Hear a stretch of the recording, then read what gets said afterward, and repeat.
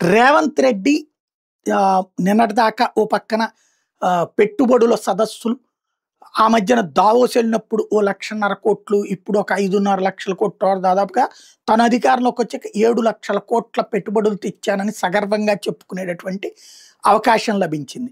సరే, ఆంధ్రాతో పోల్చకూడదు, అక్కడ ఆల్రెడీ పెట్టుబడులు ఉన్నాయి కాబట్టి అదనపు పెట్టుబడులే కాబట్టి శబాష్ అది ఆ విషయంలో. నెంబర్ 2 వచ్చేటప్పటికి ఉస్మానియా యూనివర్సిటీకి వెళ్ళటానికి కూడా భయపడ్డాడు కేసీఆర్. రాష్ట్ర విభజన తొలినాళ్లలో వెళ్ళినవాడు. ఈ మధ్యన ఆ బీఆర్ఎస్ నాయకులు స్టేట్మెంట్లు కూడా ఇచ్చారు, దమ్ముంటే అక్కడికి వెళ్ళు అని. ఎందుకంటే ఆ మధ్యన ఉస్మానియా యూనివర్సిటీ విద్యార్థులే రేవంత్కి వ్యతిరేకంగా ఉద్యమాలు చేసినటువంటి వేళ. ఇప్పుడు రేవంత్ సగర్వంగా అక్కడికే వెళ్ళారు, వాళ్ళతో మీటింగ్ అయ్యారు. ప్రపంచంలోనే అద్భుతమైన యూనివర్సిటీలో ఒకటిగా తీర్చిదిద్దుతానని హామీ ఇచ్చారు.